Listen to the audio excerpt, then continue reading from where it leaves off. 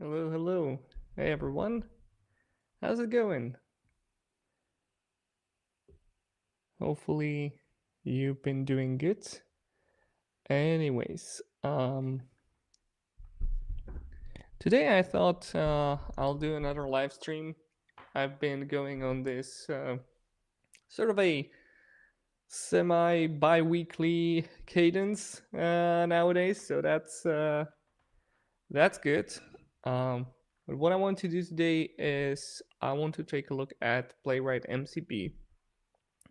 These live streams have been sort of a good opportunity for me to look at some of the things that I haven't explored and I haven't had the time to explore or never have been my priority, but I still want to learn about them, and that's what I'm going to do today. Anyways, let me fix a couple of issues. I'm going to, yeah, here we go. All right. And let's go ahead and try it. All right, so this is the Playwright MCP repository. It's supposed to be really good. I have seen several events hyping up the Playwright MCP. I have tried it a little bit, but I haven't really uh, dove into it in I don't know, like very deep. So I want to give it a try, see what's going on. So on the tsconfig on the GitHub page, we have the requirements and all of that. We get a couple of clients that we can use. We got Goose. We tried that last time, so that was a lot of fun. VS Code Cursor, Windsurf, Cloud Desktop, Cloud Code even. Cloud Code is all the hype nowadays. I feel like I have tried it. It is pretty impressive. Maybe we'll do a stream one day about that as well. Cloud Desktop, Cursor. Let's go with Cursor. I think Cursor Cursor feels like home to me nowadays. Although again, I've been playing with Cloud Code, and it's been also really impressive. So let's go ahead and just snap it right in. So as I clicked the Add to Cursor button, this would launch my cursor, and now it's asking me, you want me to install MCP server? And I'll say install, and that's the whole installation. I have a couple of MCPs already, Taskmaster, Nathan, some things I've been sort of experimenting with. I'm getting a warning here that I have 80 tools from enabled servers. That's too many. That can degrade my performance. So I'm going to turn off Taskmaster and Nathan. I don't need that. I don't know where they got the number from, 80. That wasn't 80. Was it 80? I don't know. Maybe it was. Never mind. So now that I have Playwright MCP installed in my cursor, I get all of these tools. Browser close, browser resize, console messages, handle dialog, file upload, install, press key, all this kind of stuff. Let's then explore that a little bit. I'm actually going to, I think, close cursor, and I'll go to create a new folder, take live stream Playwright MCP, and I'm going to open cursor here. And what I'm going to do in this folder is that I'm going to, what is it? I'll do git init, and then git submodule. Yeah, all right.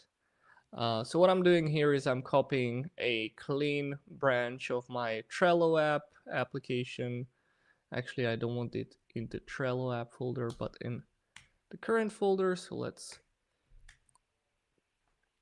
put it in here. Oh, it's still not in current folder. Never mind. That's fine. I'll do npm init. Actually, npm init -yes, because I want to say yes to everything. And I'll add a start, which will be cd Trello app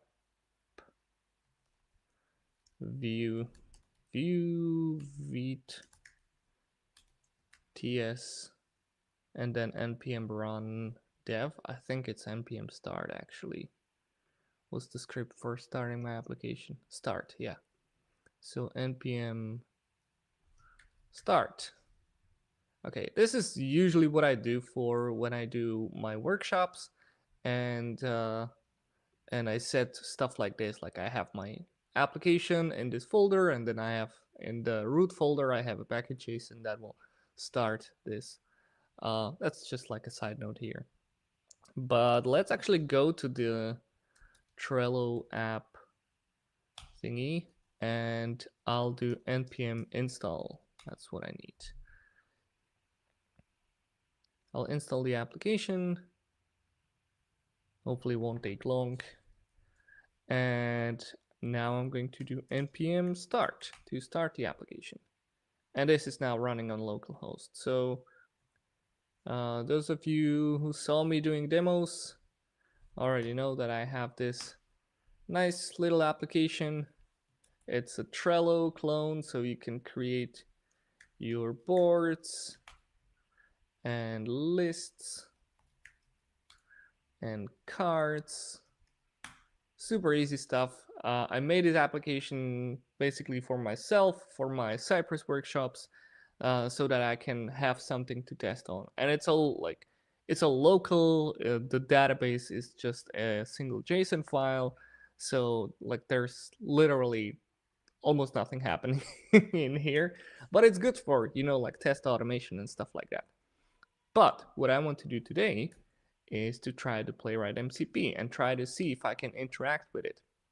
So I recently was on a really good MCP workshop. Actually, it was 2 workshops by Kenzie Dots, MCP workshop. And it was really good.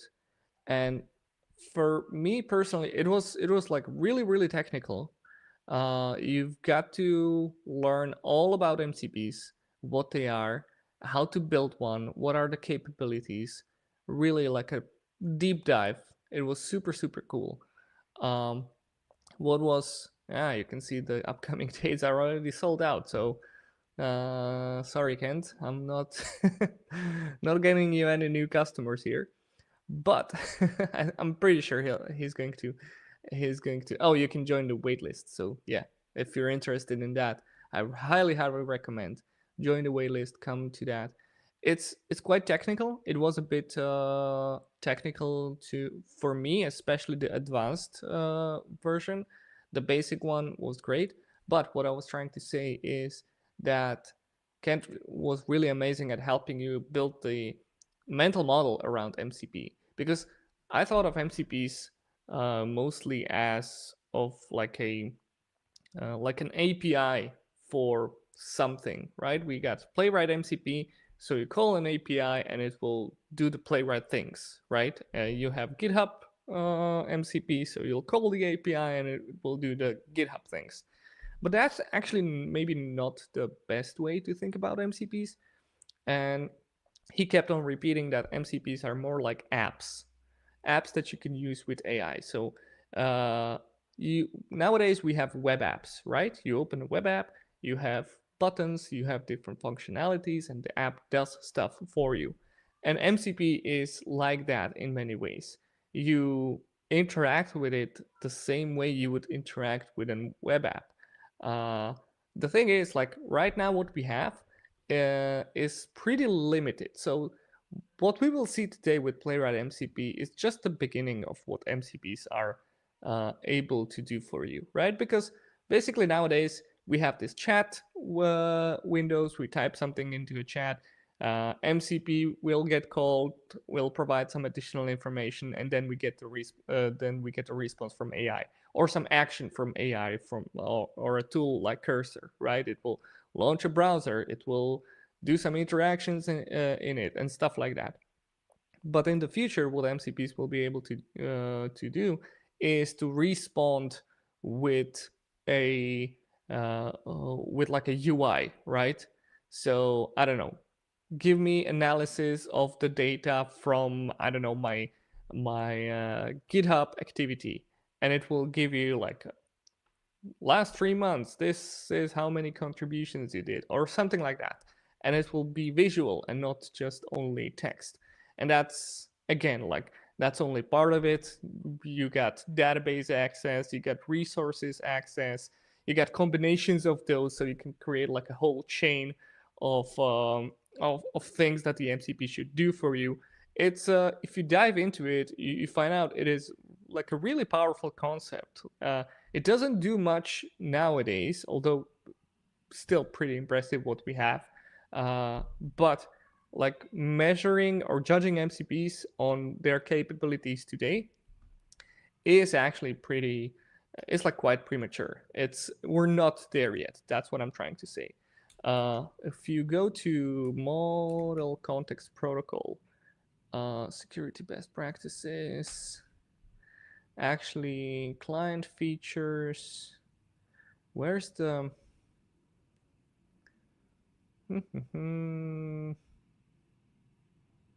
there was this page, I'm trying to find it. Like, here's the documentation of MCPs,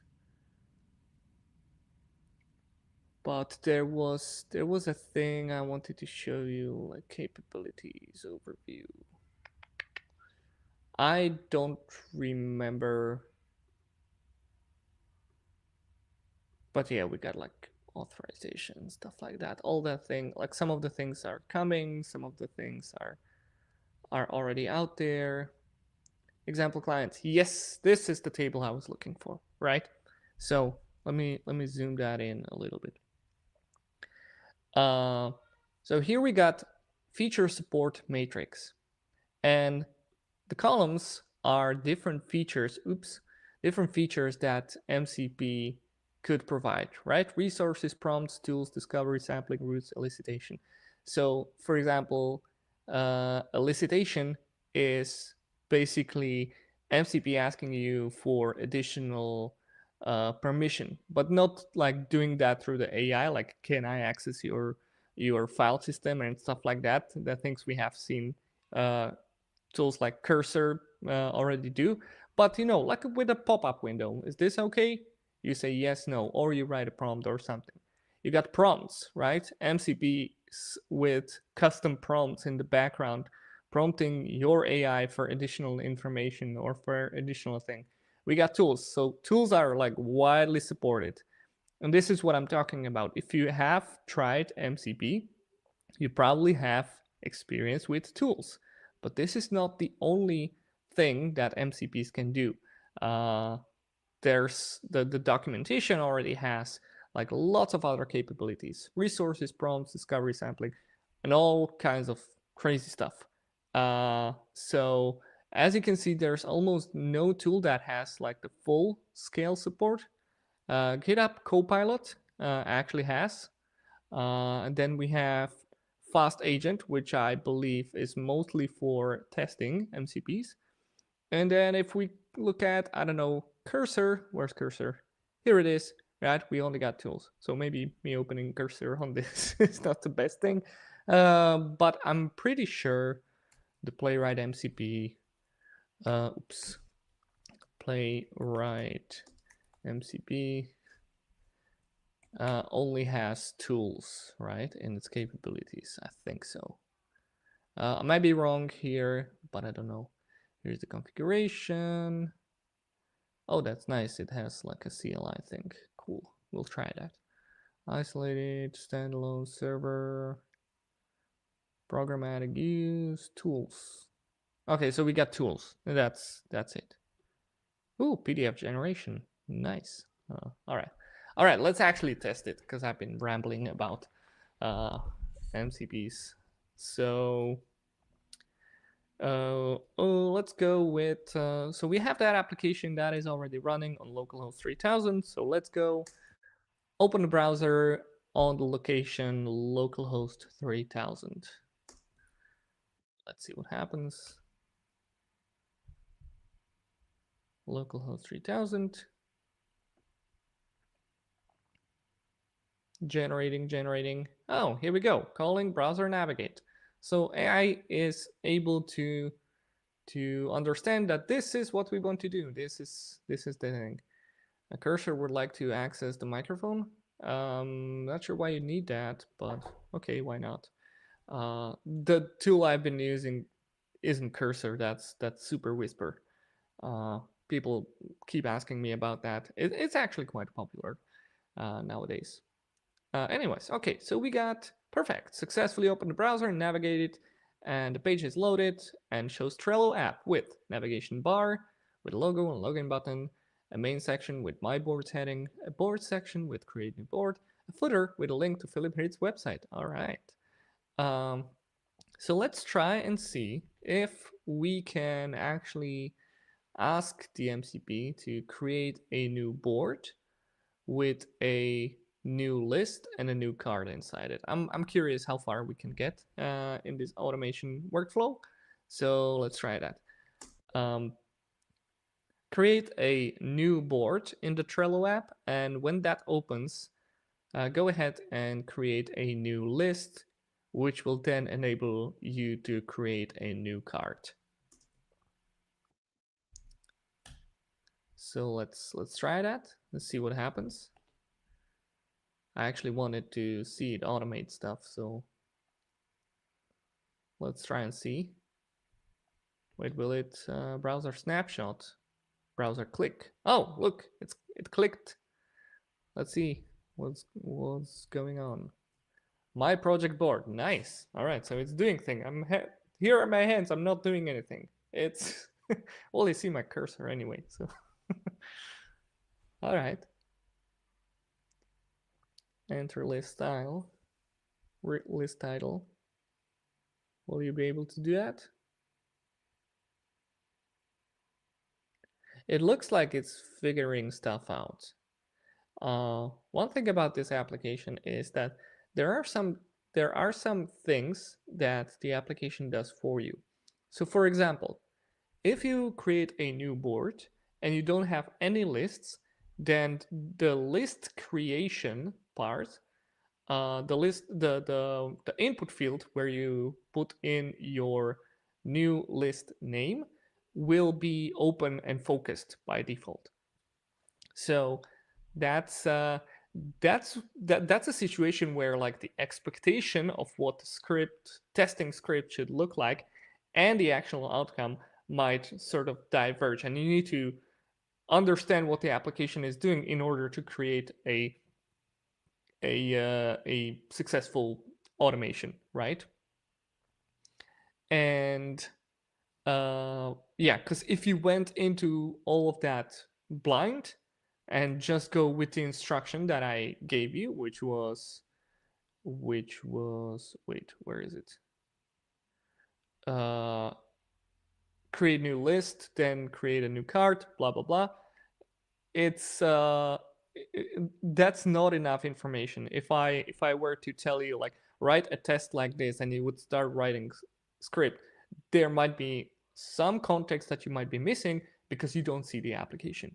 The really cool thing about what we see here is that the Playwright MCP actually takes snapshots of the browser and tries to figure out, all right, what is this? Like, what's going on here?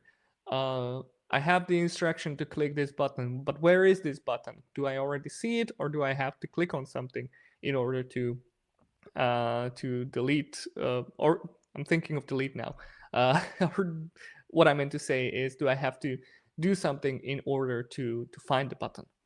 All right, this is cool. So we got, let's take a look at all of these. I'll help you create a new board and a new list and finally a new card in the Trello app. Let me, all right, so it does that. Browser click, create new board, and we got an error. Likely because the element was use browser snapshot. So this is pretty cool, right? So the MCP already has like some kind of logic inside it, right? I think so. I think that's what that's what we're looking at here. Is that all right? We're going to take a look at the. We're going to try to find a button, but we couldn't find it. So let's do browser snapshot. And when we do that, then we will be able to figure out the click. So it has like a self-correction here. So call the browser snapshot, and now it has that snapshot here. This is interesting. So it's like a page snapshot in YAML. Generic navigation, IMG generic. Oh, okay. So it looks like what it is doing here, it's not a snapshot like an HTML snapshot, but it's a YAML file. So it has like the structure of the page printed out into YAML, which I actually love. I think this is really cool. I never saw something like this. Because if you think about the HTML structure, right, you have it's a tree structure, right? You have the top layer, and then you have things nested inside, and you have things nested inside that, and then you have things nested inside that, and so on and so on. But like what's really going on in here is that it's not trying to get the full HTML structure, but it creates this sort of meta structure, which I like, because if we actually take a look at our application here, right? Oops, how do I? Here we go. If we take a look at our application and we try to go down this tree, you'll see like there's div and div and div and div and div, like so many divs inside each other.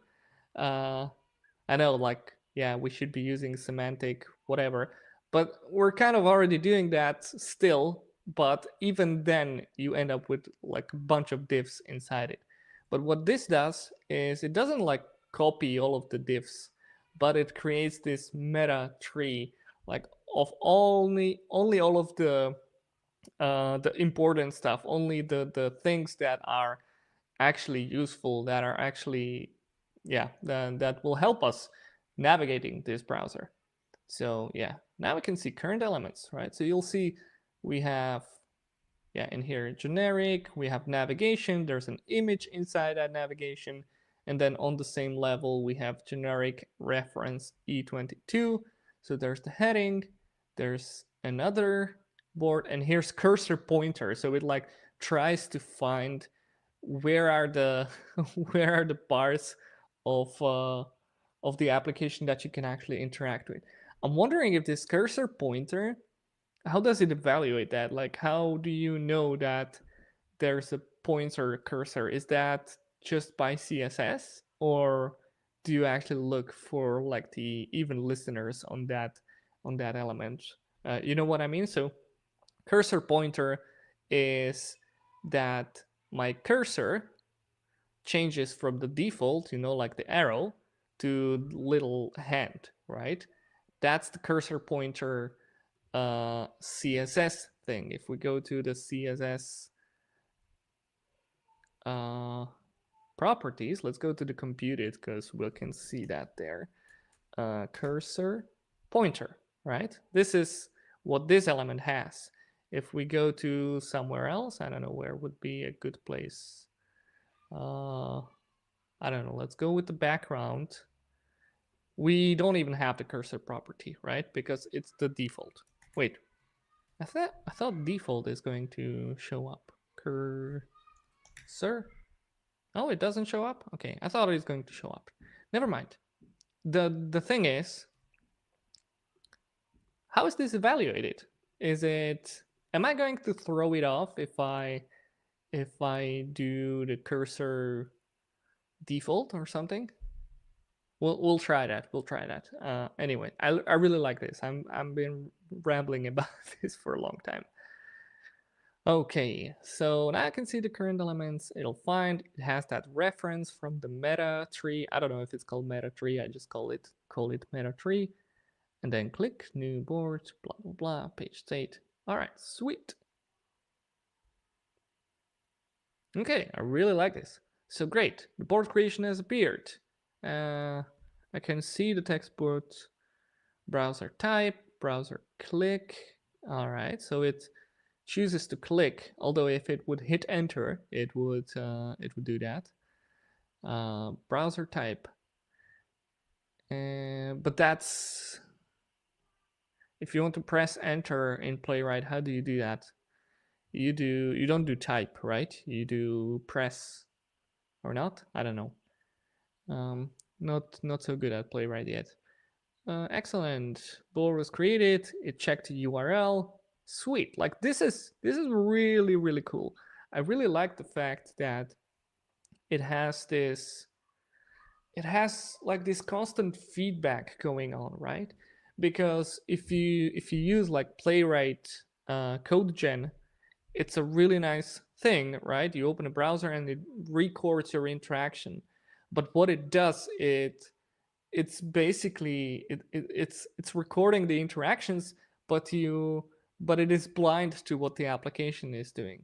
You only have your eyes set on the test script, but this MCP actually has its eyes, if you will, both on the script and the application, which is what you do when you test the application manually. So I really love this. I really love the fact that we get to do this nowadays. This is so cool. All right, create a new card, blah blah blah. Sweet. All right, card creation form is still open. Oh, look at that. Card creation form is still open, ready for adding more cards in the list. This is really cool because that's exactly what it does. It went away now, but if you create a new card, the card creation form, you'll be automatically focused to the next element. So you can create your card like 1, 2, 3, 4, 5, like nothing. So it notices all that, and I absolutely love this. I really enjoy this.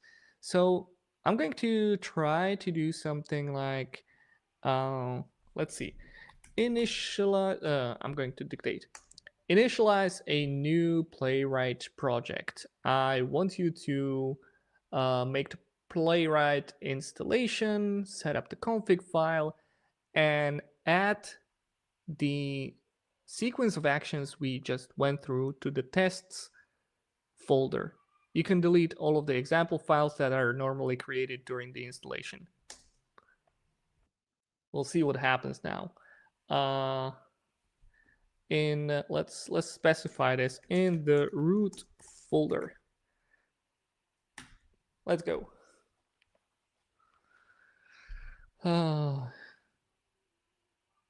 CD npx, that sounds about right. npx playwright latest init, that's good.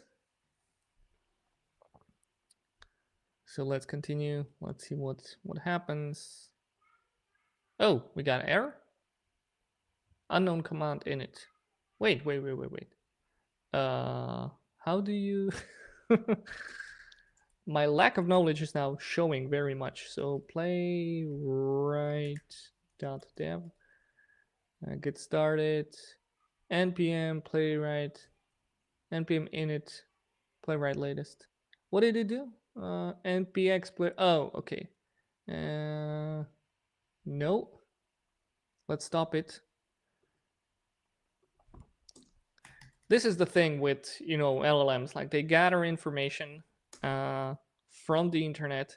That information might be outdated or not very precise, and this is what you get.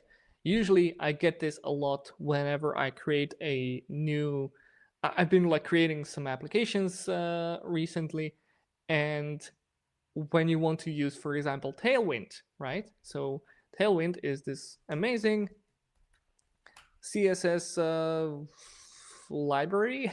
I don't know how to call it properly, but they went from version 3 to version 4 and they changed a whole lot. So when I create a new application, I'll try to use Tailwind and it installs the latest version, but the LLM only has information from the older version. So now they get all mixed up and it's a whole mess and nothing works and you get frustrated. Luckily, by the way, if you encounter this problem, you go to migration. So what I do nowadays is I instruct the LLM when it's creating an application, go with Tailwind version 3, please. Don't install the latest version, go with version 3. And then I'll do npx tailwind css upgrade and it does all of that for me. I even tried like instructing it to use the migration script after it initialized everything, and I don't remember how that went. Anyways, let's do the installation. So use the npm to install Playwright. I should probably set to initialize the Playwright project, but it got it. Okay. Oh, the flag yes does not work. All right, I'm curious about that. Do we have anything? Nope. Init.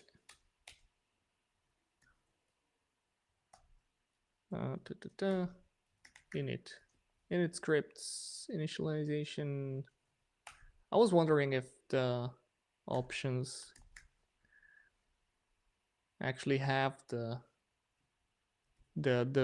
yes flag. It doesn't seem to be recognized, so let's go ahead. How do I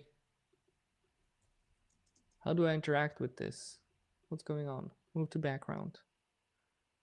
I don't really want to move this to background. I want this to run. So is it like I cannot initialize the project if it has like that sort of CLI?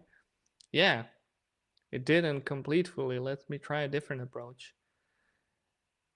By running the command interactively and providing all the necessary inputs. Well, okay. But that's a bummer, right? I don't know. I thought we are able to install Playwright from the command line just with like a single command.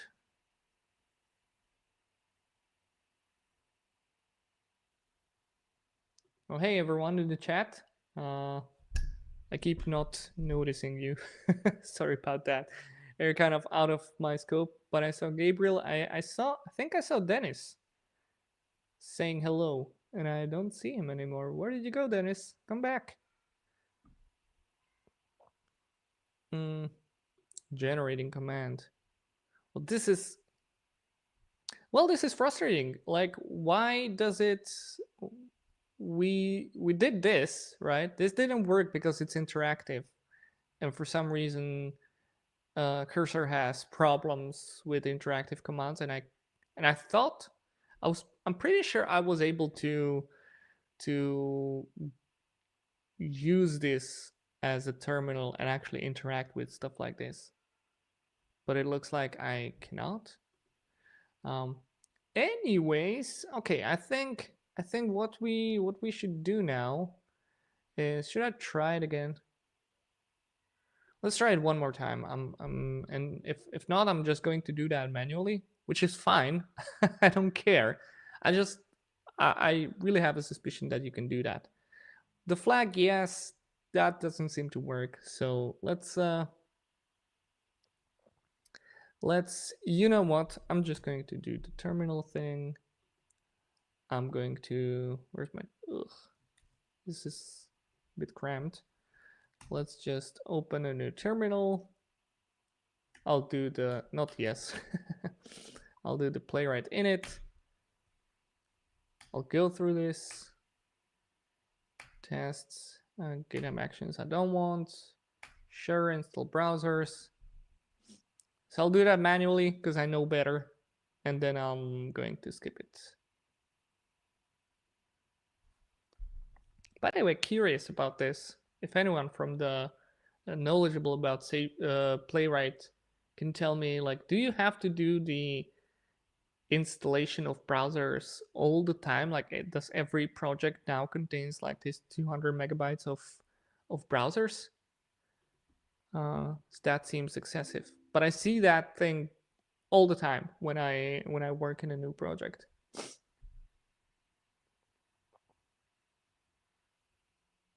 Yeah, the adding a instruction to tell install Playwright using TypeScript, select all the default options.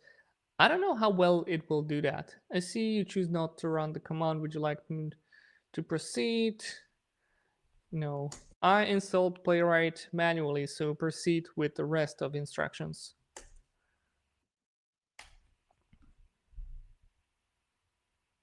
Great. Since you already installed Playwright, delete the examples. That's what we want. Awesome.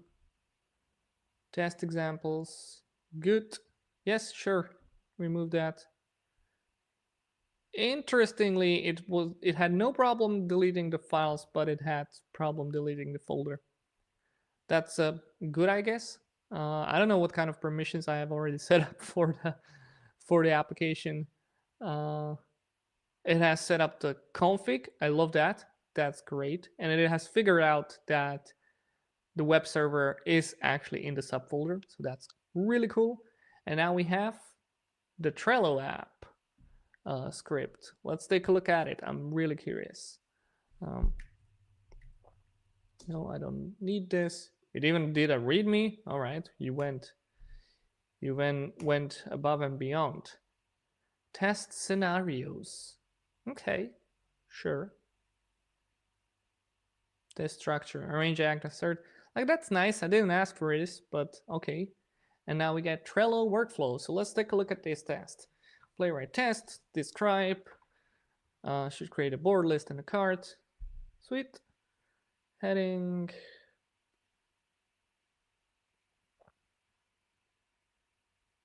Handle multiple cards in a list. All right, so this is going extra. This is not what I asked for. Like, I don't mind the README. Okay, sure. Let's do the documentation. But this I didn't ask for, and I'm not too happy about the fact that we have this. Like, why? But sure, okay.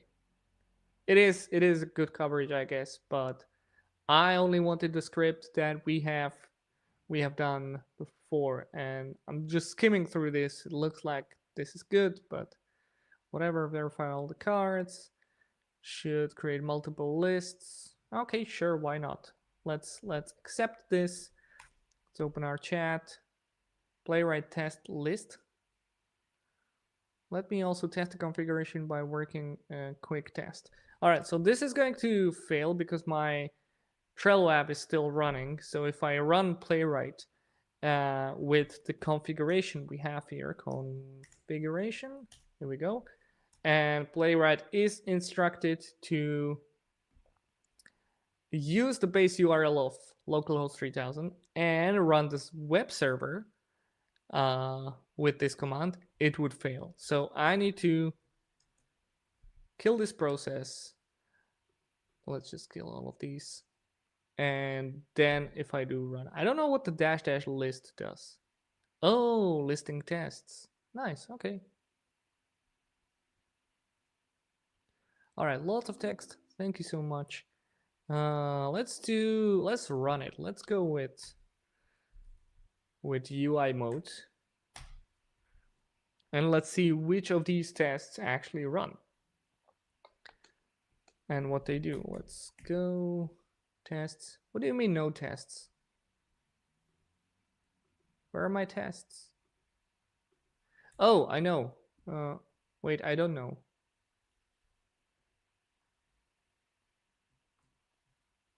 Oh, because, yeah, I know. No, wait, I don't know.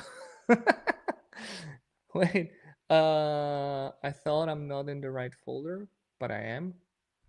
What's going on here?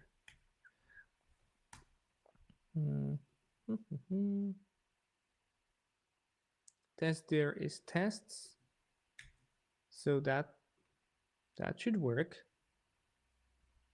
Why don't I see my tests? Well, if I do npx playwright test without the UI flag, what will this do? Missing script dev. Config web server was not able to start. Oh, okay, so it hallucinated something. It says command web server. Wait, doesn't this have like types doesn't this have type safety? Web server command, no, this is good. npm run dev, oh sure, npm start. That's where the problem is. But did this actually cause my tests in UI to not show? By the way, does the UI mode even run the web server? Okay, so this has no problem running those tests. Running 5 tests and it's failing. That's fine, I don't mind. But let's go with, okay, there's a lot going on here. I want the UI mode. So now we have our tests. This is interesting. I want to, you know what? I want to test this. Like if my script is wrong, let's go to run dev, the thing that it was before. Will my tests not show up? They are showing up. Okay, so I don't know what that was, but never mind. Let's go back. Let's run the UI mode, and I want to see how are my tests doing. Trello app workflow should create something. Navigate should be visible. Oh, there was error loading your boards. Why is that? On localhost 3000, is our application running? It's not. Why isn't it? Does the UI mode, let's go to documentation.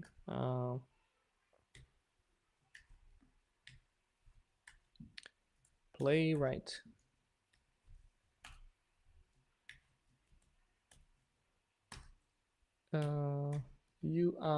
UI mode. Opening UI mode, running your tests, filtering tests. Okay, sweet. Timeline view, metadata. Is web server mentioned anywhere? It's on the side, but I don't see, I don't see it being mentioned. Configure web server. Do we have anything in the UI mode here? Because, so what I see here is it seems like the UI mode does not open the web server. And that is weird. Why wouldn't it? I mean, unless I specifically ask it not to. Or is it weird just for me? I don't know. Okay, watch mode, Docker, UI host. For Docker, can use UI mode in browser. Okay, sure, but static port, UI port flag. Okay, I don't know. Yeah, okay, let's then open a new thing, npm start. Let's run the application, and now hopefully if we go to Playwright, we can run this. All right. Expect to have value, get by role text box. All right, so this is something I was kind of afraid of. If we take a look at cursor, right? And we take a look at the test file. So we have failed. Where have we failed? We have failed on the half URL. Where's our source? Line 22. To half URL board. Why would it fail on this one? That's really weird. Wait, it failed on, no, it didn't fail on that one. It had failed on half value. Expected get by role text box to have value board title. Board title, I guess it's trying to check this thing, right? My project board title, and it failed on that, which is weird.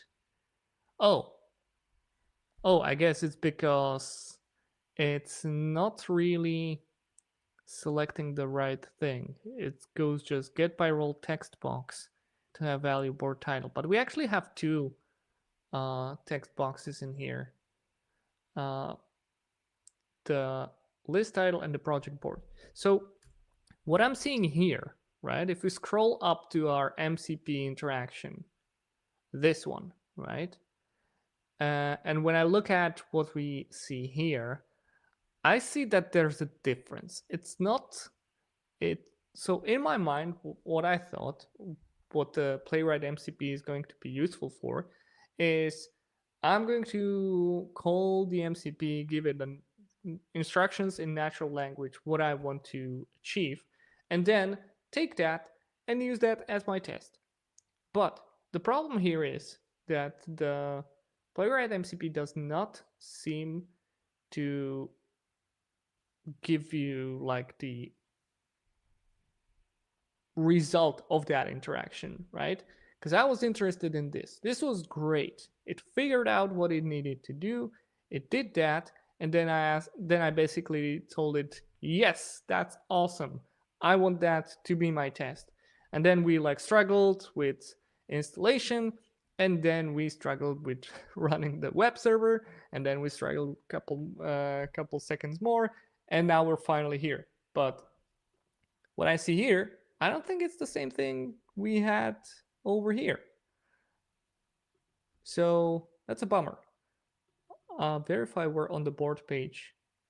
Yeah, if I comment this out, will the test work?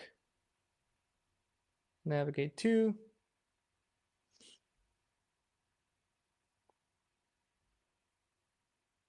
Nope, it just skipped the typing thing. So we expect the URL, get by text, and it just clicks on add a click. So it has a lot of errors. Like why is that? I don't like that. I don't like that, to be honest. Let's go and take a look at the Playwright MCP and what kind of tools do we have. So it doesn't seem like there's a tool for, you know, extract all of this into file, or is there? I don't know. So browser close, resize, handle dialog, evaluate. So it's all like with the browser. What are some of the known browser thing? Does it? No, it doesn't have any known browser tools, seems to me. So yeah, so my expectations was like, hey, let's interact and then have a test, then have something that we can actually replicate, right? I keep saying test, but it doesn't have to be test, right? Once we have figured out a good flow of navigation through the browser, I think like then going saving that and having an option to replicate that, I think would be really valuable. But it looks to me like there's a disconnect between our first interaction we had with the MCP and then what we actually were able to save into this spec file. So that's expectation shattered. But let's try again and try to see what we can do. I'm going to open a new chat, and I'm actually going to delete this. I'm still going to try to do this. But I'll change my approach slightly. So maybe that will be good. I'll go here. I need to delete all of my tests. This is what my application is capable of. You hit F2 key, you go delete all, and voila, we have an empty application.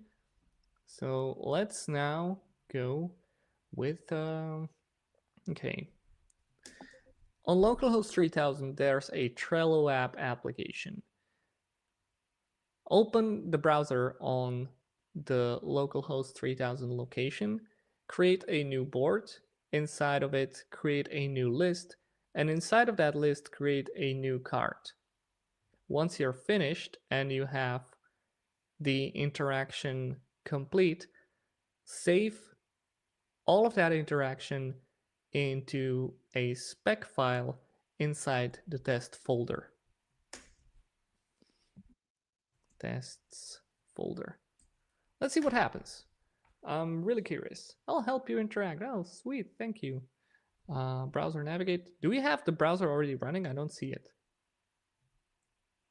Oh, here it is. Wait, is it?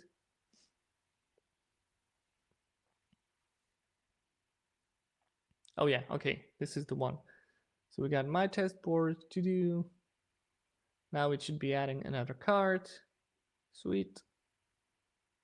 Test card. Add card. All right, this seems to be the thing. All right. And now again, like, why is it creating so many tests? This is just a single test. Why are we doing the whole workflow thing? Should handle board creation. Why? I didn't ask you for that. Okay. Never mind. Like, it has created 4 tests, but my instruction did not handle board creation. No. Like, and again, like, this is not, it's not a bad thing. It's just not the thing I asked for. And that's, I guess, at the core of many of the frustrations we have nowadays with this AI powered stuff, right? We sometimes get something we don't ask for, and we sometimes don't get the things we did ask for. And this is the thing, right? My instruction was like, go through the flow and then save that flow to the browser.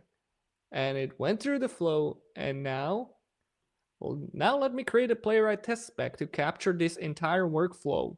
Okay, right? It even says like, I'm going to capture this entire workflow. And what did it do?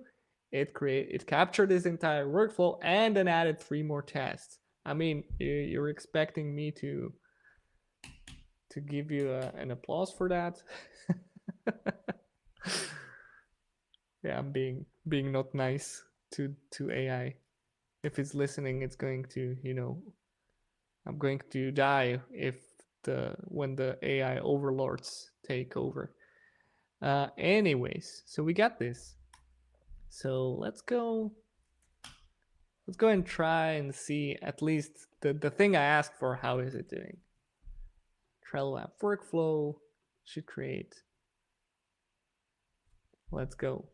Oh, that's something the test didn't account for. I already have a board, so the UI looks different, right? If we take a look at, where's my application at? Let's just open it. So here's how the application looks like when we have a board, right? And if I delete all of the boards, then it looks like this. And the test did not account for that. By the way, Mohammed, let me show you where my repositories. Here we go. Let's go with Trello app. Here we go. Here it is. I'll share the link with you. Yeah, feel free to use it on your workshop, on your whatever.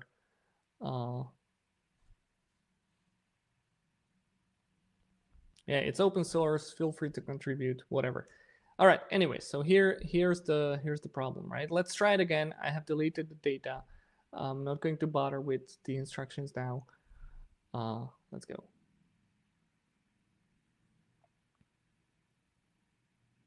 And we failed. So get started to be visible. I don't think like this is, yeah, okay, whatever. My board, press enter. Okay, interesting. Expect to have URL. Expect to be visible. Like, what is it that we're checking here? Get role by text box filter has text my text board. Well, this is not. Okay, so first of all, this is weird as hell, right? We first get by role text box, and then we want to filter. Oh no, okay, no, never mind. I made an assumption. Filter the one that has text my test board. The problem is that text boxes and inputs and all kinds of text areas and stuff like that, they don't have a text. They have a value, and that's a mistake that even real life testers do sometimes. But this is not the. So do we have filter has text has? Yeah, let's do. Do we have has text has? Yeah. Okay. Now it's trying to filter stuff out. This is I don't call that a good strategy. Like get by role. I'm sure like going with get by role is a good strategy overall. Like having those things in there, but I don't know. I don't like that. Let's take a look. Let's open Chrome and I'm going to go to localhost, open my DevTools. I'm going to do a little bit of exploring here of my own application, but I'm curious about this like text box because the script says get by role text box. What's text box role? I don't think I ever heard about that one. Role text box. Text box role. The text box role is used to identify an element that allows the input of free-form text. Whenever possible, rather than using this role, use an input with the element type text for a single line input or text area for multiple line.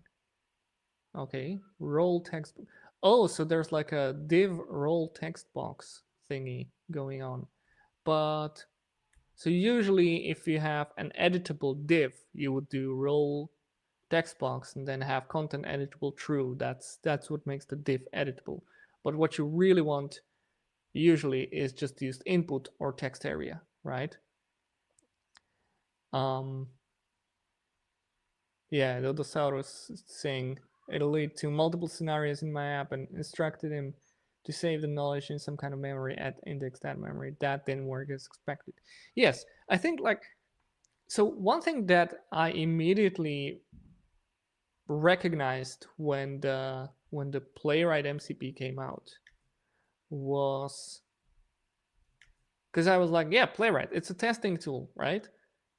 But looking at the MCP, I saw like this is not like really built for testers. This is built for automating the browser. Kind of like, you know, Selenium. Selenium automates browser. What you do with that, we don't care. Wait, that's not that's not what they have on their page. Sorry. David is going to kill me when he sees this. Wait, where's Selenium? Selenium. Wasn't it .org? Oh, it's .dev. Oh, he's going to double kill me.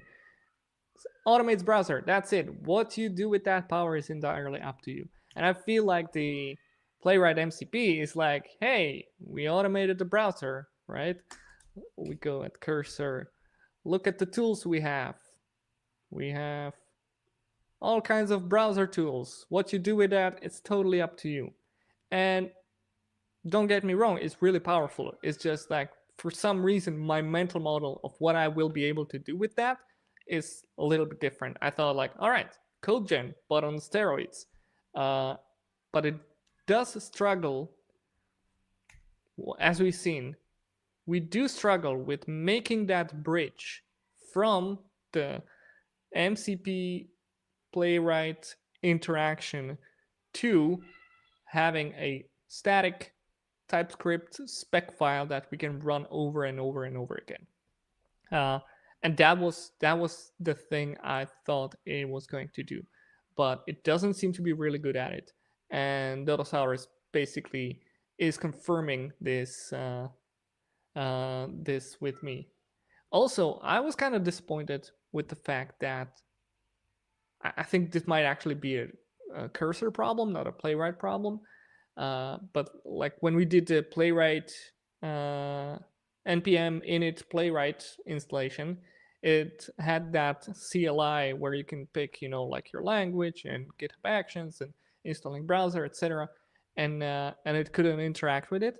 So like that's one part of that which is on cursor side. Although I'm really not sure why it didn't work, because I'm pretty sure I was able to go through stuff like that in the past. I don't know.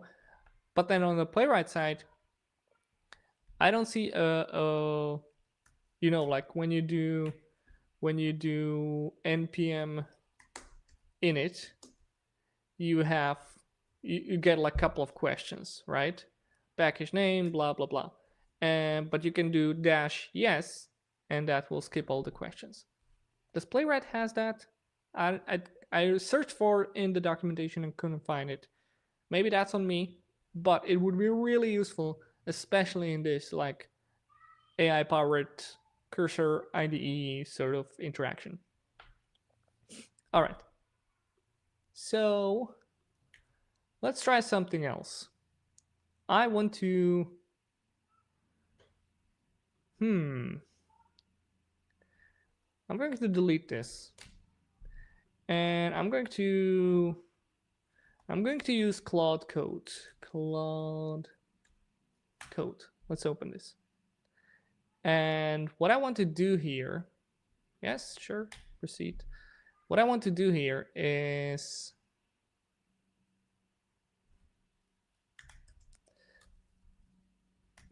I want to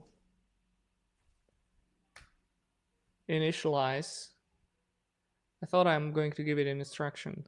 I did not. Never mind.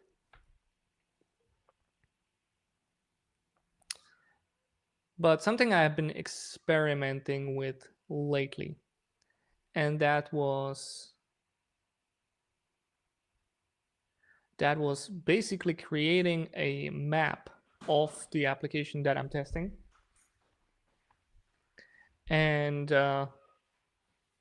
try to use then that map to be sort of like a blueprint for all of the tests that are then generated.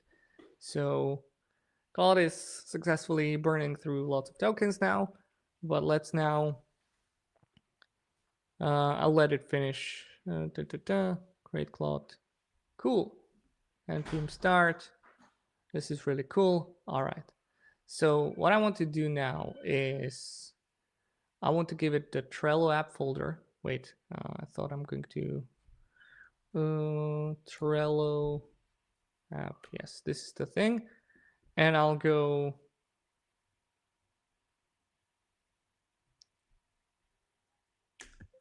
create a mermaid diagram of this application, identifying most common user workflows. Save that mermaid diagram into readme.md file in the root folder. So mermaid diagrams are really cool. What you can, it's basically UML-ish kind of diagram that you can create in Markdown file. It's a syntax that can be read by your VS Code, your cursor or whatever. Even I heard cursor has support for mermaid diagrams, which I thought was really cool, but I haven't seen it in action. So what I want to do is, yeah, basically what I said, create a mermaid diagram of user workflows. And once we have that, we're going to, we're going to use that flowchart to see what can we do in this application. So I told it, basically instructed it to look at the code, and based on that code, go ahead and create a whole workflow of what our application can do. So this is cool. So you start, user authenticated, no login startup page, which actually is not true because you can go to list view, board list view, even if you're not authenticated. And if you, so you'll have list of all of the public boards. And then, all right, so let's ignore this for a moment. Board view, create board, enter board name, board detail view, star unstar board. What we can do, board options, delete board, create list. This is actually pretty good overview of what the application is doing. View existing list, drag and drop, create card, view cards in list, drag and drop cards, delete card, copy card. The copy card is actually not a copy card, but it just copies the information from the card. Upload attachments, due date, edit card description. All right. Okay, so it did pretty well. It did pretty well with the information it had. I would make a couple of edits to this, but once we have that, I want to try if we can, based on this workflow diagram, if we can create a bunch of tests. Maybe get to some like decent coverage. So the diagram has some incorrect parts. First of all, authentication is not necessary. In fact, if you open the application, you will see a list of all of the public boards. And if you are logged in, you will see both the public boards and the private boards that are tied to the logged in user. So that's one thing. Let's do it like this. Incorrect parts. And then second of all, in the card detail, the copy button will just copy the data of the card, not the card as a whole.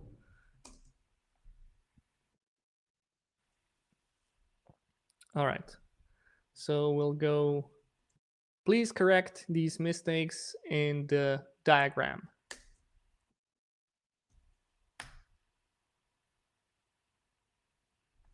All right, so it's crunching. All of the verbs in the Claude code are kind of funny. So as I mentioned, Claude code is like booming right now. Everyone is using it for some reason, migrating from Cursor. Cursor had a bad couple of weeks with like their new pricing release. I think they made people angry because not only they did not communicate really well, they also like charged some people quite a lot of money, and also there was a what was there? Yeah, there was a slight change in how they charge people. Basically, there was some miscommunication on like how how the unlimited is communicated. So it's like, yeah, you still get unlimited usage, but only if they get to choose the model, if you're on auto mode. And even then, I think there might be some limitations. I don't know. But if you choose the model, you're burning through the usage very quickly, more quickly than people who are expecting. So that of course did not go really well, especially with the power users who have been relying on Cursor a lot and were disappointed. So let's go. I corrected the mermaid diagram, updated, blah blah blah.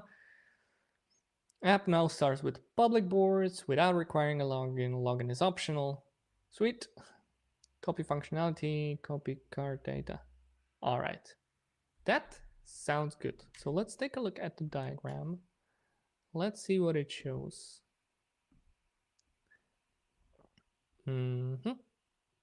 User authenticated.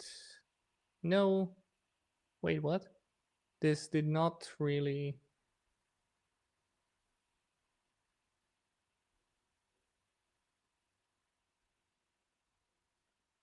What's going on? Did it doesn't look like this is updated, but why is that? Update readme.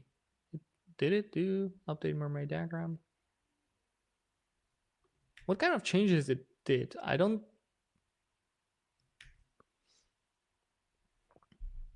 see that. So let's take a look at the readme file.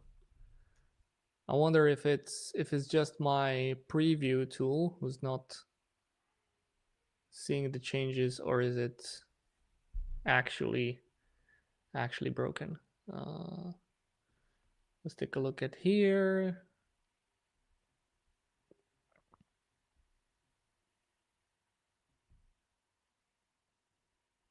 Copy data to clipboard. So we see that here, and when I do the preview,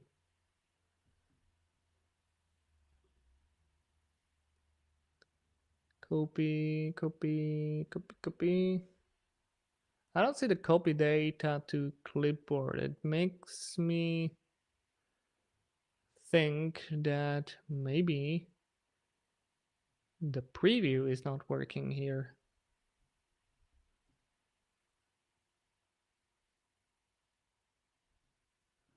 What's going on with this preview? Preview.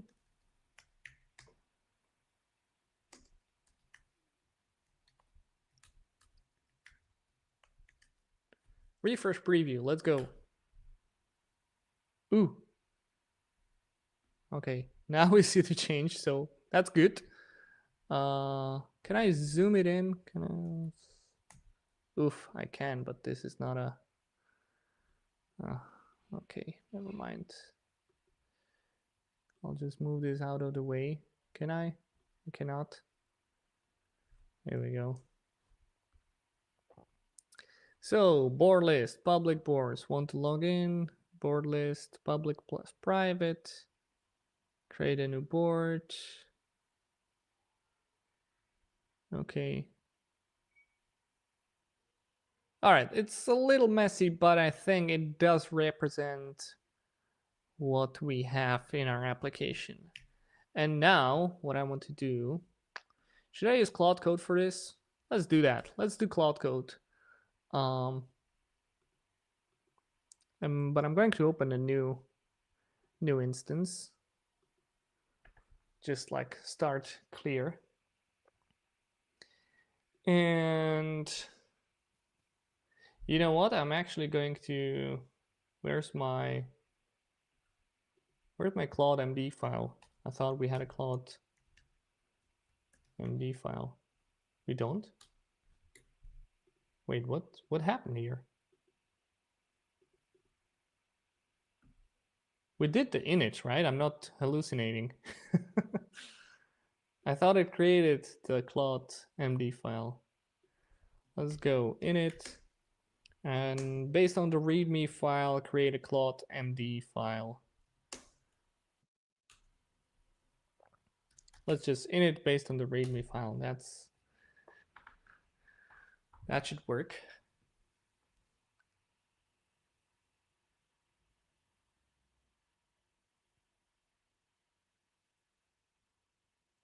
doing.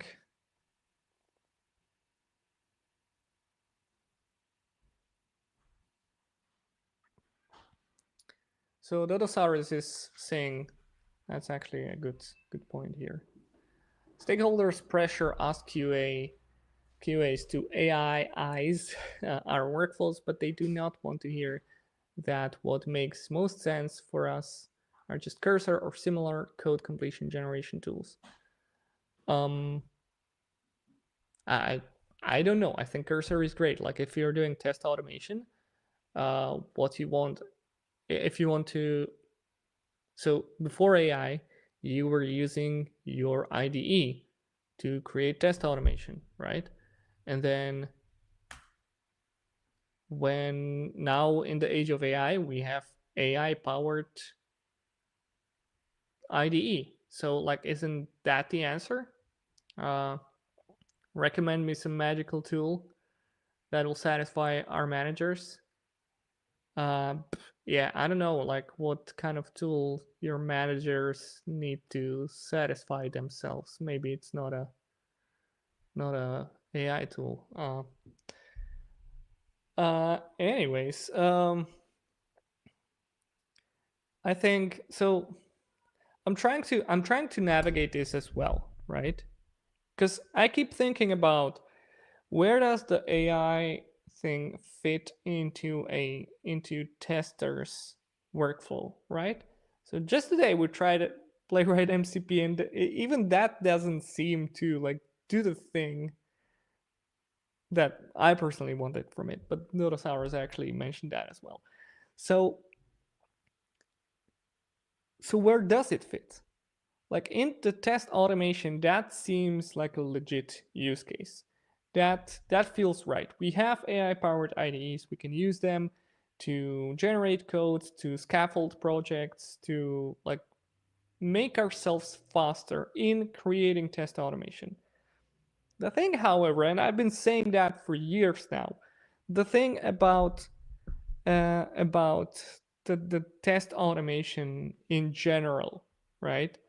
Especially when we talk about speed, is not how fast your tests run. It's maybe like partially it can be like how fast you're able to write the test, but that seems to go out of the window nowadays because you can use AI powered IDE like Cursor or Copilot or whatever to generate your test to your liking. So that will, make you type faster. That's awesome because you don't type anymore. You just prompt and you have your tests.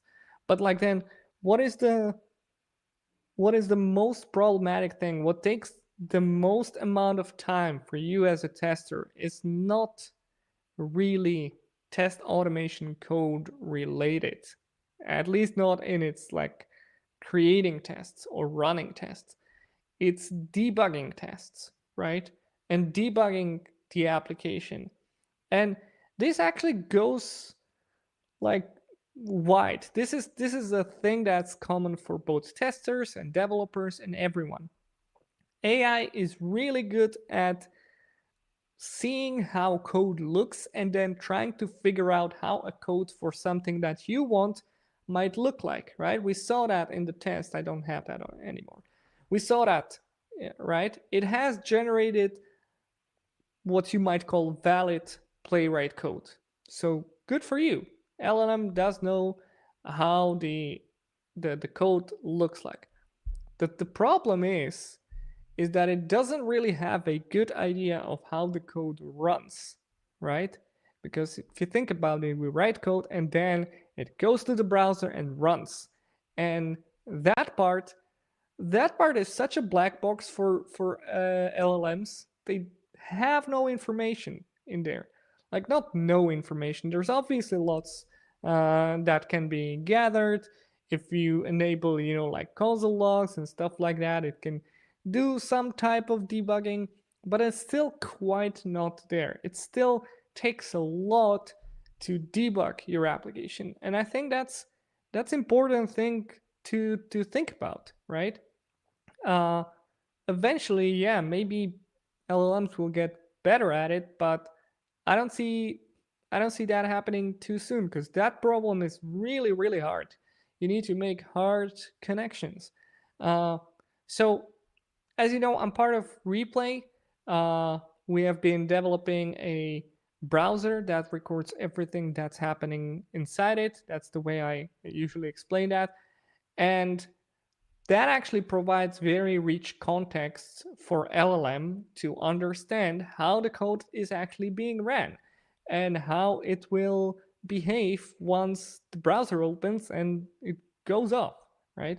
I think this is kind of a unique feature of Replay and kind of a missing puzzle piece when it comes to being able to understand how the Playwright code runs when it's happening in the browser, or how the application behaves when it is being automated or even just ran randomly, right? I think that kind of context is going to be key in order to make the LLM work really well. Coming back to the test thing, right? The key component of the test automation workflow still seems to be the ability to analyze what's going on, and it's still the slowest component. I don't know if there are any good tools for you to use to give a good analysis. I mean, there are parts of our work that are slow, that are tedious, and you can make them faster. I don't know, Notebook LM is really good for working with large texts and documentation and stuff like that. We got different kinds of MCPs for Cursor that can help you with digging through the documentation and finding the right context.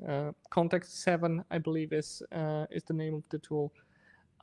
So I'm still figuring it out. I don't have the answers to your question, but I think there is something, and will make sure to share that with you all once I figure it out. So I'm testing one thing right now, right? We have created the mermaid diagram. We have that. Do we have that in Claude? No, it didn't copy the mermaid diagram into here, but never mind. Let's try referencing the README file, and I'm going to say, look at the mermaid diagram that describes the user behavior of the application. User behavior of the application, that's weird. The behavior of the application based on these user workflows. Create 5 Playwright tests in the test folder.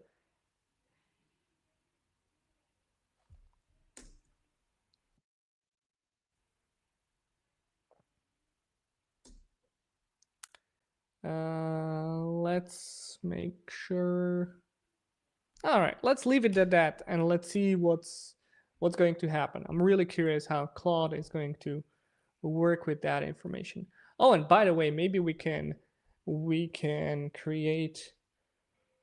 We can try hooking up the Playwright MCP to Claude Code and see if Claude Code is better at bridging that gap between the Playwright MCP and actual code creation. Yes, don't ask me again. Guest public boards. Is it actually going to do? It's not going to do the authentication, which I'm actually fine with. I don't want to like go into authentication right now. Wait, what?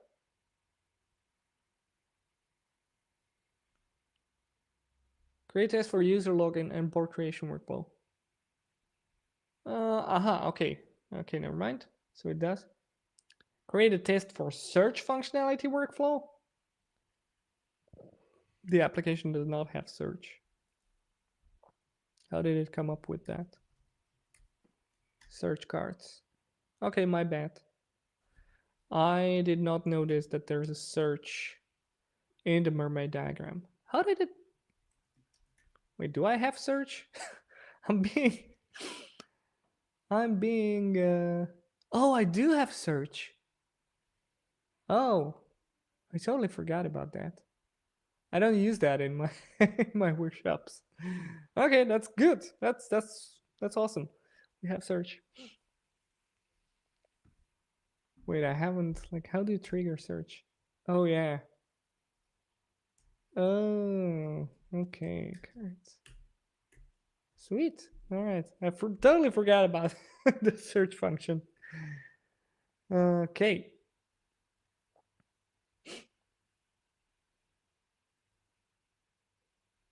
So let's see what it did come up with. I'm curious. Board list.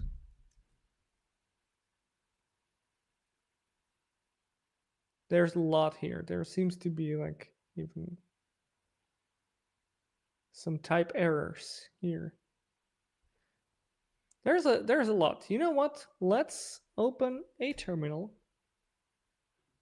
And I'm just going to do npx playwright. Oh, you know what? Before we do that, let's go to playwright config, and I'm just going to run the, I don't want all of these projects. Let's just comment these out or delete them, whatever.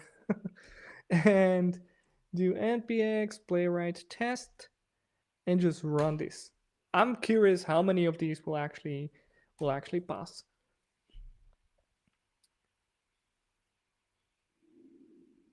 Hey, Jason is here. Difficult problem with running the actual app and analyzing execution. Yes, it is. So Testers AI, make sure to check it out. Jason is doing some wild stuff there. Jason, are you coming to Star West? Hoping to talk to you. It was really fun last time. All right, let's see. How many tests we have failed? It seems like all of them. Okay. You know what would be cool though? Imagine having the MCP capability where it sort of interacts with, like, I do the thing, I check the app, I do another thing, I check the app. It has like this back and forth, and you have you like test in a very natural way, right? So if I tell you, go ahead and create a new card in my Trello application, even though you have never seen the application, you'll be able to figure out in less than a minute, right? In less than 30 seconds. MCP server that we have seen in action seems like it has a similar capability to that. It is able to sort of go back and forth and get a good understanding of what's going on and adapt to the application. Now, there are already solutions. I believe Testers AI is one of them, right? Where you sort of adapt to what's going on in your application and make sure you hit the goal, right? Because if you think about it, these tests that we have here, they are pretty deterministic, right? We find a locator, we click on it. If the locator is not there, boom, test fails. And that's the problem, right? We have with test automation overall. It just takes a lot of maintenance because we have to deal with flaky tests. We have to deal with the application constantly changing. And AI seems to be like a really good answer to that. But also, we're hitting problems. You also want to be sure that we have actually hit the goal. So I think like there's a workflow somewhere in there where you instruct AI with the goal and then use another instance of AI to evaluate whether that goal was hit properly. Speaking of that, I have been looking at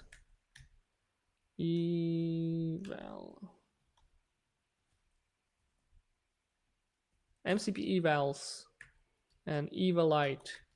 I want to explore this in one of our streams.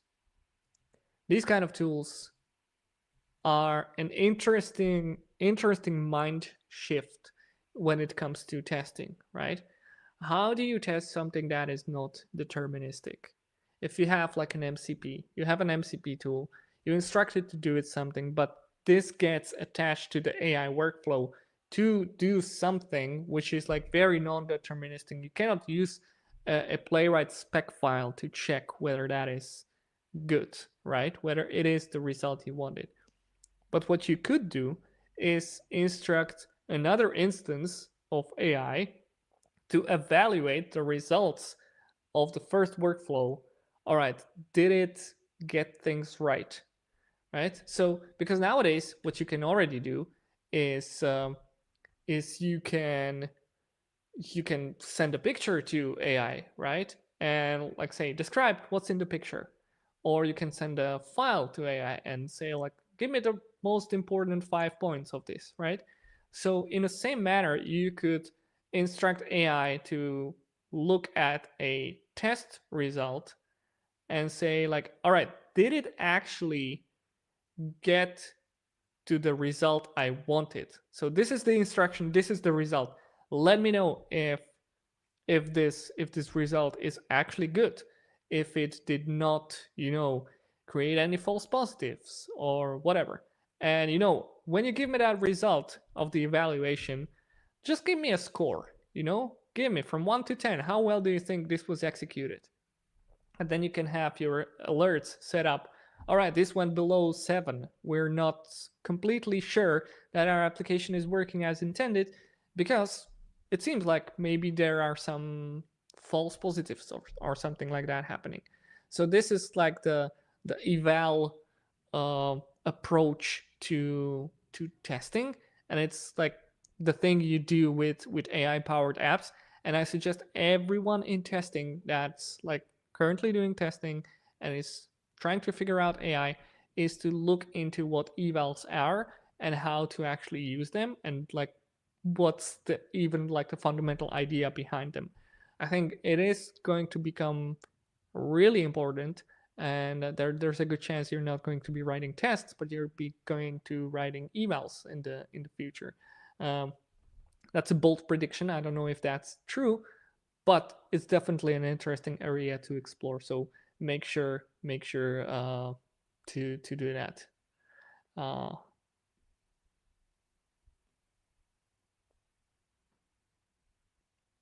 Jason is sharing. Star West was awesome. Yeah, it was. We were geeking out about cursor and stuff, right? Latest version of that chat over coffee. Co-test pilot AI. What is that? Did you make a typo? Code test pilot, not test pilot, right? Here we go. Purpose built to a test gen AI code. Oh, okay. So that's the thing I was talking about, right? Got early access? Nice. All right, everyone, go check out Jason's page to see what this is all about. Test gen AI code. Okay. Really cool. All right. So I went on a rant. In the meantime, all of my tests have failed. Like every single one of them. Amazing. That's really impressive. Okay, let's see what's going on here. Let's I want to see like board card. Yeah, I just like create more work for myself. Let's see. I want to see like what the first test failed on. Firefox? Did I actually run this in Firefox? Was I not paying attention to which project I'm commenting out? No, it's Chromium. What was that Firefox about? Am I? Oh, okay. I scrolled way too high. That's what I thought. Running 14 tests using tests, car detail management. Which are the tests we're running? Card detail management. That's one of them. All right, so we go to test before each hook failed. So here's our, wait, this is not the, this is the test, right? So here's our thing. Before each, we go to create board button. I don't think this exists. But where's the error? Yeah, here we go. Go to, it could not click on the button. Okay. So it looks like, yeah, it looks like all of the tests have failed on the exact same thing. Yeah, create board button. It did not have the right selector, which I think is really interesting. Oh, hey, Sean. Hi to India. This is another thing that, by the way, my friends over at Octomind are trying to figure out. If you haven't heard of Octomind, be sure to check them out. One thing they are, I believe they are experimenting with, not sure if I can find it here, but this is, no, I don't want to play video. But what they do is they have generate tests, fix tests. I'm trying to find the example of that. Agents suggest autofix, that is almost that thing. Identify a cause of a failed test. No more digging through logs. Yes, this is what I meant. Nowadays, what you have, like, let's look at the thing that happened to me, right? I have 15 failed tests, and it looks like from the logs, it looks like all of the 15 tests were caused by the single error. Now I can go ahead and after third test, I'm going to assume that, all right, this is the same problem across all of my tests. I'm going to fix that one problem and I'm going to be good, right? So then I fix that, I run the test again, and now 13 of my tests fail. Why is that? Oh, there are actually two problems that are causing my failures, but that second problem did not show up because my test never reached the part where that would become a problem. So now I fix that, and then 4 of my tests are still failing because there's another thing that I did not figure out, right? So what Octomind is trying to do is like to collect the errors and group them together. And then I think they have a way of suggesting the fix and all kinds of like mechanisms they can employ in order to help you like move more, what do you call that? Like more efficiently, right? Move more efficiently. So when you fix an error and it's okay, it's hundreds of tests, but it's only one error. You fix that one error and you go forward, right? Instead of trying to dig through hundreds of tests or, you know, being on this rerun loop. So I'm going to try and see if Claude can fix this problem again. Most of the tests failed because there is an incorrect selector. Make sure to go to the source, to the components folder, and check out which selectors you should be using. Don't change the components, but change the tests. Let's see what happens. Most of the, make sure you go to the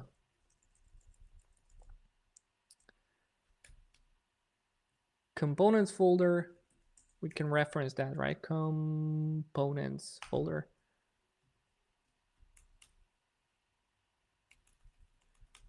And check out which selectors you should be using.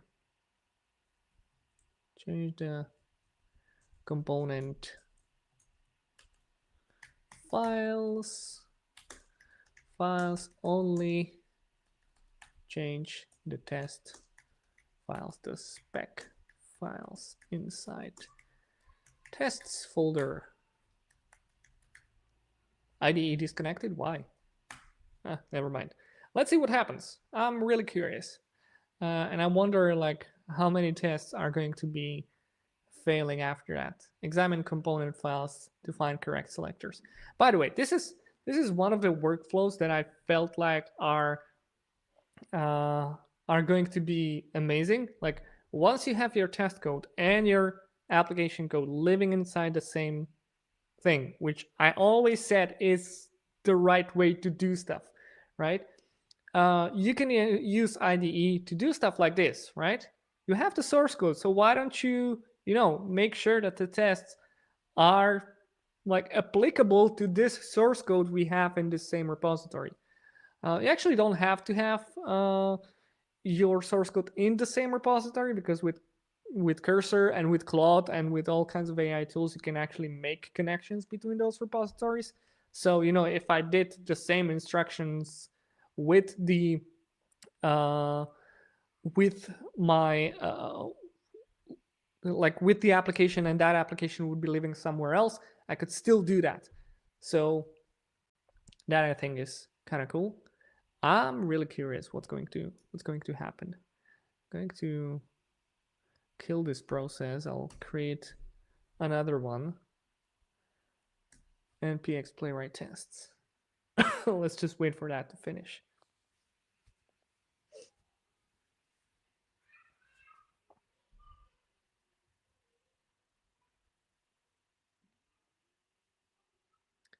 Yeah, let's see.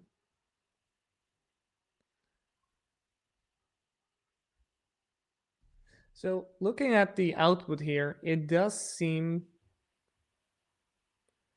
like it is correcting stuff. This is the interesting thing, right? Sometimes sometimes if you go through if you ask AI to do something and it doesn't know, it'll just create stuff, right? And by the way, if you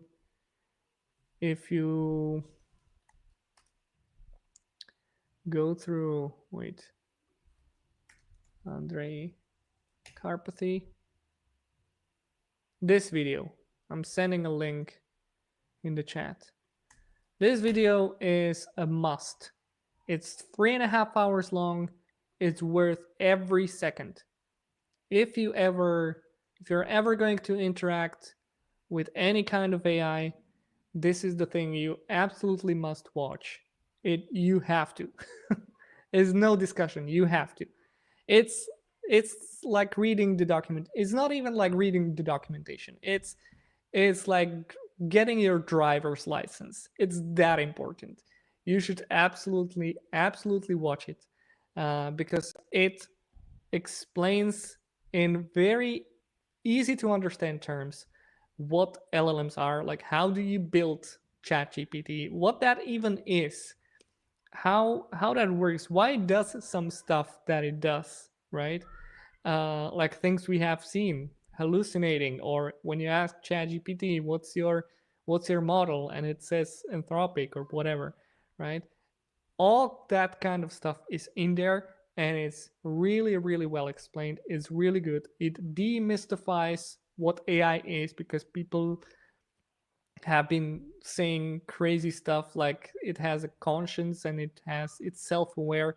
Absolutely not. It's not the thing. You're thinking of a fairy tale, not of a large language model. So go ahead and watch that. It's just amazing. Go watch that. I'm going to repeat that.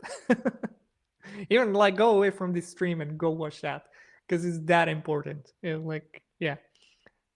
Anyways, seems like we have a bunch of corrections. Perfect. I've successfully updated all 5 Playwright tests.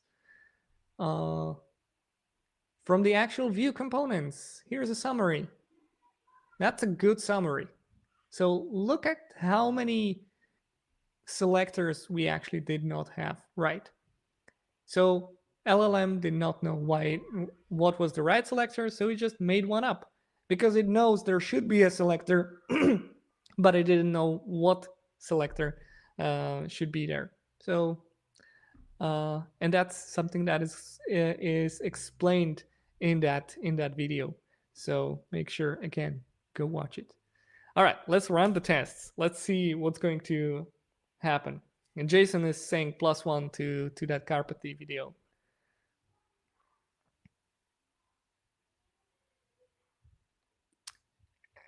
Yep. All right. Let's see. Let's see how we do now. We had bad selectors. I'm still suspecting that a lot of tests are going to fail. And the reason I think those tests are going to fail is because of the data.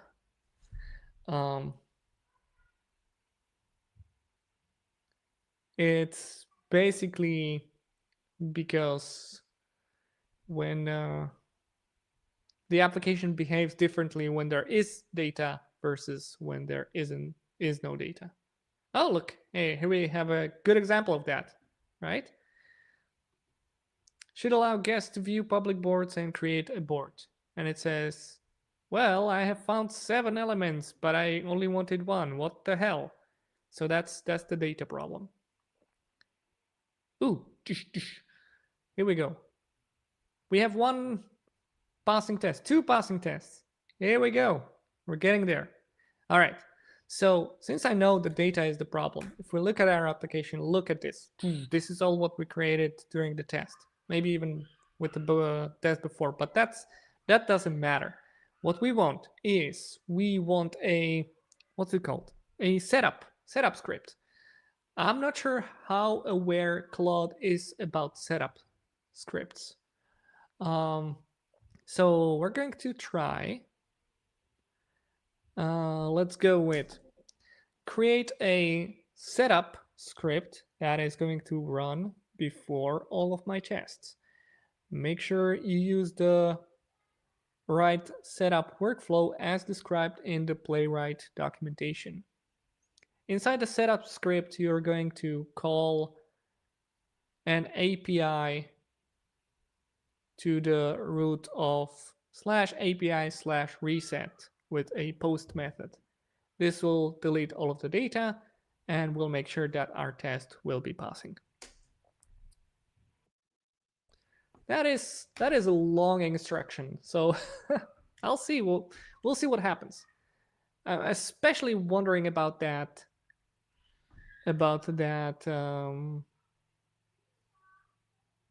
That reference to the Playwright documentation. I wonder if it can do that. Global setup. Sweet. Yeah, okay, it seems to be working. But why is it now updating the test files? I didn't ask you to do that. Wait, oh, is it? Oh. No, it's not, sorry. Never mind, it just scrolled up. Create global setup. Use Playwright to use the global setup. Verify the configuration. It updated the file. Sweet. All right, this looks good. Let's do Playwright. Global setup. That sounds good. Okay, let's see what happens. Let's go npx Playwright test. We'll see how resetting test data resets successfully. I really like the fact that this is like it added this. Didn't have to do that. Look, so you see, like sometimes AI adds stuff that you didn't ask for and it's good, and sometimes it adds stuff and it's really bad. So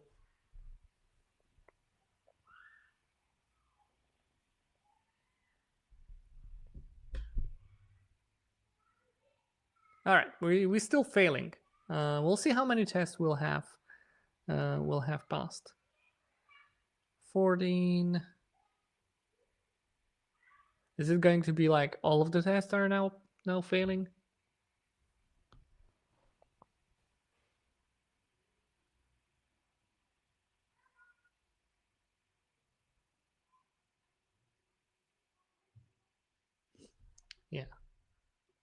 I keep thinking about. So for example, like the search functionality. Search functionality has a before each. It goes to create board, blah, blah, blah. Oh yeah. Oh, okay. Now I'm realizing we may have probably created even more problems than we solved. Because these tests run in parallel and they run against a single instance of an application. And what that means, oh yeah, we now only have one test. What that means is that as those tests run, they start interfering with each other because they only have a single database, right? And if we have our test structure written like this, that before every test, we're going to go through UI, do some kind of stuff in order to prepare our test to be ran. Oh, that's a giant before each. No, no, no, no, no. That's no good. Yeah, exactly. So, like, if we have a single instance that is going to be running, it is going to, like, the tests are going to interfere with each other. So, how do I run play parallel? No, I can set it up in the project, right? Workers undefined opt out of parallel tests on CI. Why would you do that on CI though? Isn't it like, wouldn't you wonder why this is a default option? There's so much about Playwright I still don't understand, but I wonder, like, why would you fully parallel? Let's go with false. Like, why would this be default settings? On CI, you only have one worker. There's probably a good reason for that. I don't know what that reason is though. So let's try the test. And it's now going to use one worker. And I wonder how that will perform. If it's going to be better or if it's going to be worse.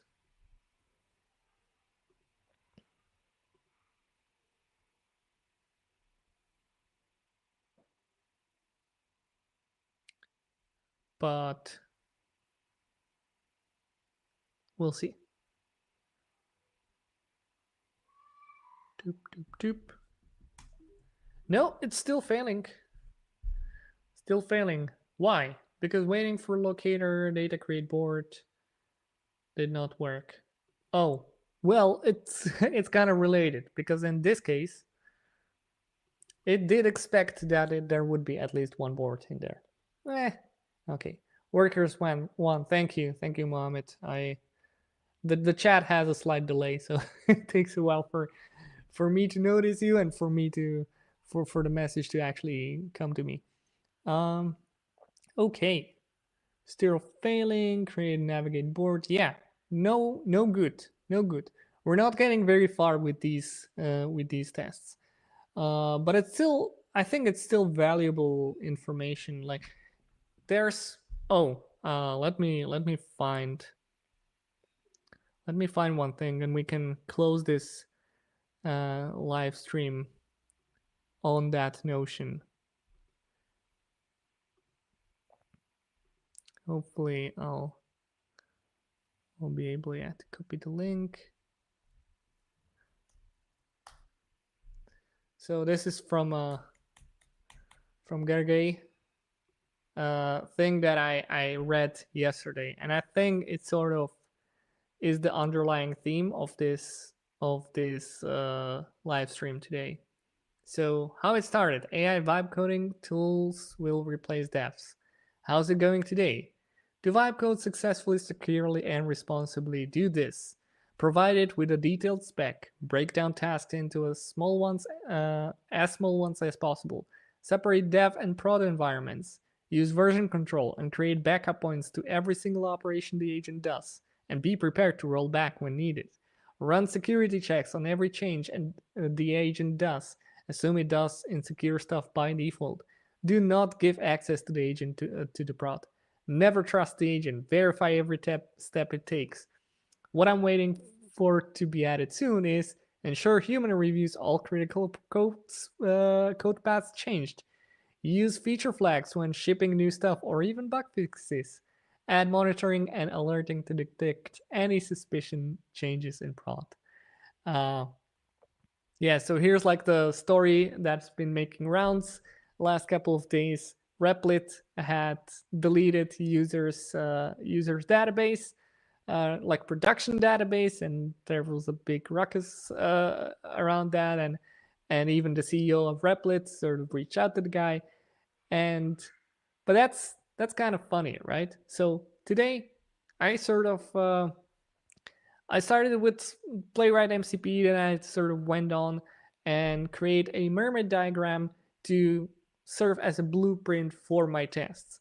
And when you look at it at first, the AI did a fairly impressive job with those tests, right? We have created a lot of what seem to be like well-written tests. If we zoom in, we start to find issues, right? And if we run our test, we start to realize that, all right, well, tests also need like a global setup in order to work, right? And if we think about it, when we run them in parallel, we need to take that into account as well. Also, AI sometimes tends to create its own selectors, so we need to make sure we instruct it to not to do that, but instead look for selectors right in the code. And there are so many of these little things that still need to be either instructed or need to be in a way mitigated, either manually or by rules or instructions or contexts, or I don't know how. But there's still a lot of engineering that needs to go in there. But I want you, saying all that, I want you to take because there's a lesson here, but it may not be the lesson that the AI skeptics would take from that. I don't think the lesson from all of this that you need to do this is, well, AI is just dumb. It's never going to take off. It's never going to do anything useful. I don't think that's the lesson. I think the lesson is we are in early days. There's lots of stuff to figure out, and we have been all struck, like taken by storm with this whole AI thing. And now we're in this messy part of it all, where we are trying to figure out, clear the path, find a way, find like understand what works, understand what doesn't, right? And try to just try to learn about all this. So the fact that vibe coding your apps is not there yet, and there are all these kind of things you need to think about. I think that means that there's still a lot of things to work out, and what it doesn't mean is that it's time to give up on this because nothing useful will ever come out of this. I don't think that's the case. Maybe I'm not predicting the future correctly, so maybe I am wrong. And maybe I'm not. We'll see. We'll just have to wait. Patience, my love. Patience. I've been doing a lot of Lord of the Rings. Anyways, yeah, I guess that's it for today. My lunch is waiting for me. Family is waiting for me. This has been a lot of fun. What started as an MCP stream ended up as something different, but it's been fun. Thank you everyone for coming. Thank you everyone for participating. Hi to everyone who was in the chat, and I'll see you next time, which will probably be in 2 weeks. All right. See ya.